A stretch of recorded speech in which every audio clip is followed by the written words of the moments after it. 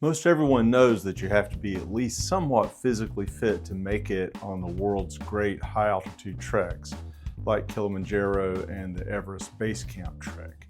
It only makes sense that you would try to get your body as prepared as you can to walk long distances and up steep inclines. However, what doesn't get as much attention is the mental fitness that is needed to enjoy these world-class trails. It's great to have your legs and your lungs and your heart ready for slogging up the trail. However, if your head tells you that you can't do it, it is very likely that you won't be able to make it. Therefore, training your mind is important as you also train your body. It's also important to be able to recognize warning signs that your brain and mind aren't functioning well, and to take action to protect the safety of yourself and your trekking companions. Before we get started, this video contains my opinions, and they are just that, opinions. They do not take the place of treatment or advice from your own doctor, especially if you have chronic medical conditions or illnesses that would affect your performance and safety on these strenuous treks. So before deciding to tackle this kind of trek or anything similar, go see your doctor. Hey, it's Doc coming to you from Rockyard Studio. Today we're going to talk about getting your mind ready for your high altitude trek. We're also going to talk about how your brain and mind might stop functioning normally at altitude. In fact, I'm going to tell you how that very thing happened to me on the summit of Kilimanjaro. I'll tell you the important things that my guide did and the things that you can do to protect yourself if it happens to you. And in episode 1, I spoke about training your mind.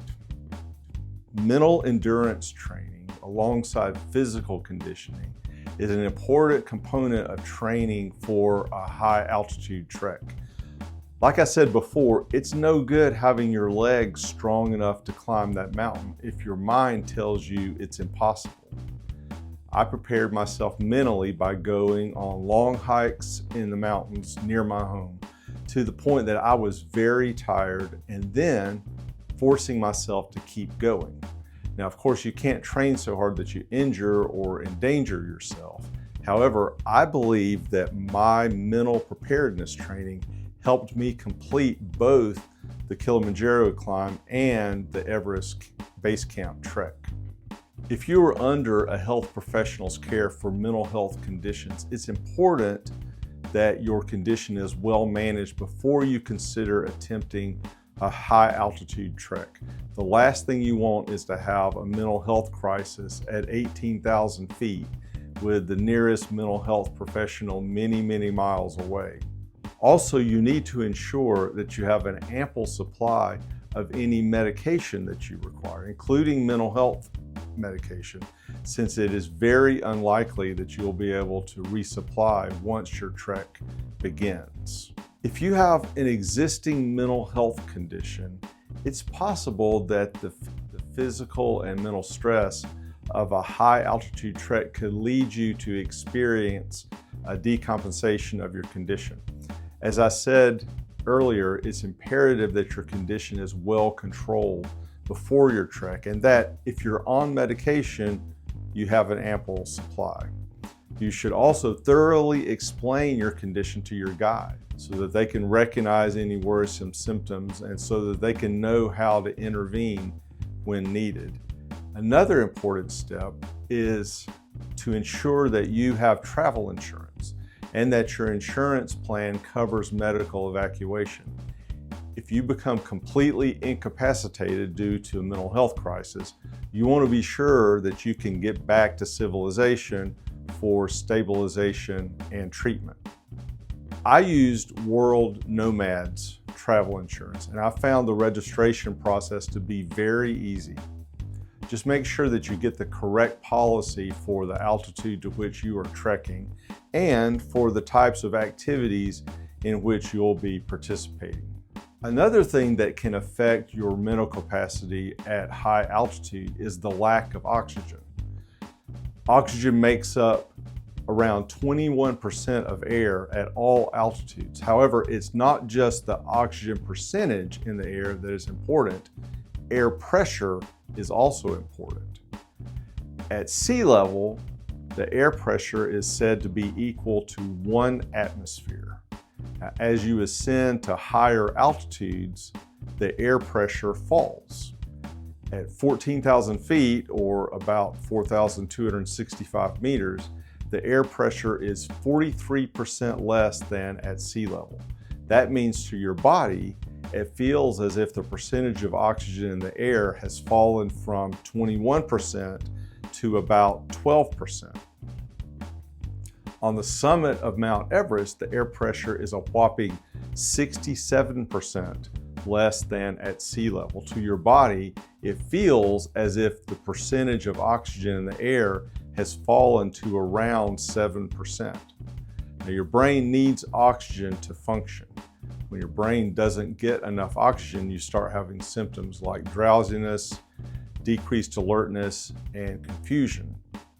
These symptoms, along with headache and difficulty walking or balance, can be signs of acute mountain sickness, or AMS.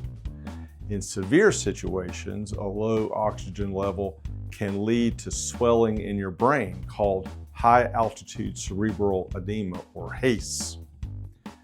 HACE is a medical emergency. High altitude guides are trained to recognize HACE and also moderate to severe AMS, and the treatment for those conditions is a decrease in altitude as soon as possible.